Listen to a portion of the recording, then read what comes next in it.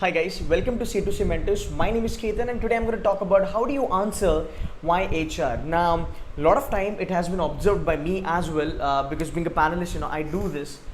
That people, whenever I ask how do you, why do you want to opt for HR? I get those cliche type answers that, HR is, it's more of interpersonal skills and, I am a good communicator. I love to talk to people. I love to communicate with people. I'm a people's man, all that stuff, right? But I think, if you look at the corporate dynamics now or the B school dynamics, these kind of answers are not really appreciated. So I'm going to give you guys a quick idea as to how you should be telling the answer of why HR. So these are the pointers, you might want to note it down. Now, the number one is going to be it's dynamic. Now, when I say HR is dynamic, because now if you look at the roles and responsibility of HRs, it is not static. Yeah, it is been changing over a period of time as the business changes, because HR is not somebody who only talks about the recruitment or something like that. HR takes care of a lot of activities in the business.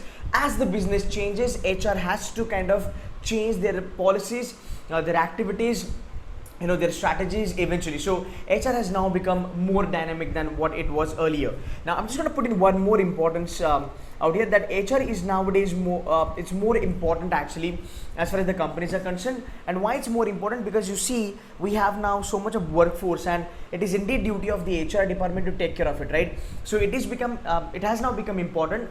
It has become now dynamic because it has now operates in a lot of domains. So you've got in recruitment, you have comp and ben, you have let's say policy making, you have onboarding, you have exit HR, exit interview kind of things, you have corporate HR, you've got business HR, you have public relation under in the HR domain itself, right? You've got now HR admin. So if I only talk about HR profiles, you will have around about 9 to 10 profiles of HR in one single domain, which is actually has developed over a period of time, in last 6 to 7 years.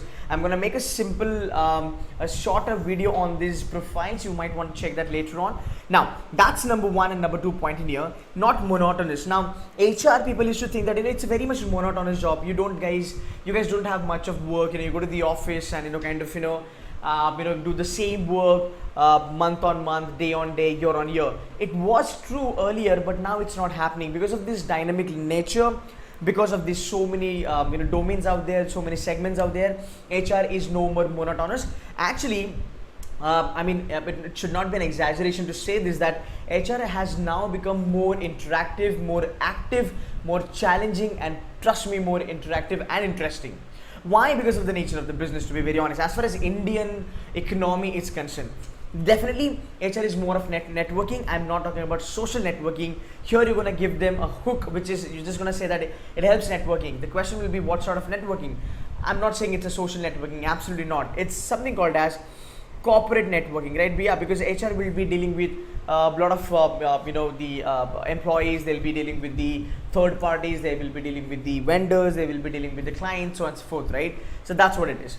HR is also involved into 360-degree approach. Now 360-degree approach is not something that is only been done by the marketing, finance and operations kind of people.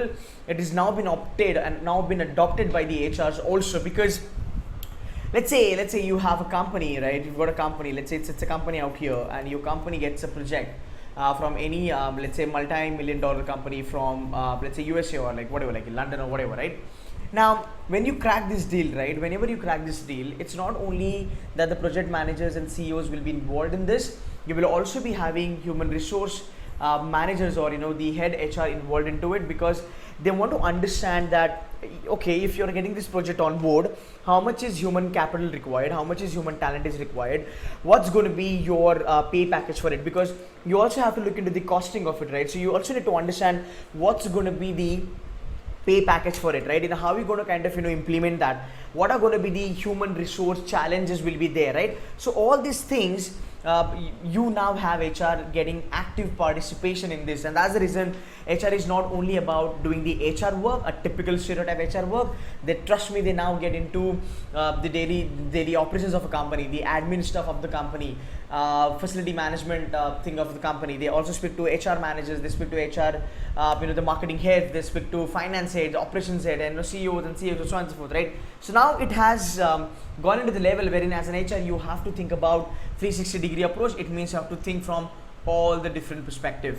Now, the one thing that I really like about HR is basically HR is something, it's kind of a parenting, yeah. I mean just trying to twist it a bit, not exactly parenting, but yeah, it's kind of a parenting because you onboard the employee, you give him the induction. Yeah, I forgot this, training and development. This is the most upcoming field in HR. So yeah, so you take the employee on board, you train him, you induct him, and then you kind of introduce him to the management. Then you kind of take care of that employee, promotions and activities, training and development and all the stuff. And even when when the employee wants to leave the company, HR will conduct the exit interview. Now let's not get into the exit interviews anyway. But yeah, it's the basic protocol that exit interview must be conducted. And exit interview actually helps company to grow eventually, right? It also helps company to kind of look into the management. If there is a change required for the management, is the management quite harsh on the employee? How is the management? How your managers are, operations manager, finance, marketing, whatsoever. So that helps your company to grow, and that's where this onboarding to exit is a fantastic thing that HR would do. And that's the reason I said it's more interesting now. It's not the way it used to be 10-20 years back. Now then we talk about strategic HR management. Now we have a different subject that has been taught in the B school, wherein HRs are now completely involved into the company strategies. It is not the case that only CEOs and CFOs and the CEOs will be involved into the strategic management of the company, but now HRs are also taking active participation in the HR strategies of the company. They also help in building the strategies of the company. So if you look at there is a different subject altogether which talks about the HR strategic management, and that's the reason you can say that the importance has gone up eventually. Happiness index, this is something I kind of invented. So let's say the operations guys or marketing guys or finance guys, they helps company to build up the revenue or the top line, you can say. But actually HR, the best thing that HR will do, or what HR does, is they keep happiness index intact. It means they work in the favor of company, they also work in the favor of employees, right? They try to maintain the happiness level of employees intact, by giving them training and development, by organizing events, by having the promotional activities, by kind of giving them the opportunity to pursue their education or training further, so on and so forth. So I think HR is a domain which is predominantly responsible for the happiness index of a company. The way we have happiness index for a country, I just made it up to happiness index of company. If you say this, it will be really good because it sounds really cool. Anyway, employee benefits, yeah. So HR are also actively involved into the employee stock option, compensation and benefit management, so on and so forth. So you can talk about it. Now when you look at India as a country, which is a growing country, which is a developing country, right? And here the predominant industry is the service industry. We need human resources, right? We need human resources, and it's just not that we need human resources.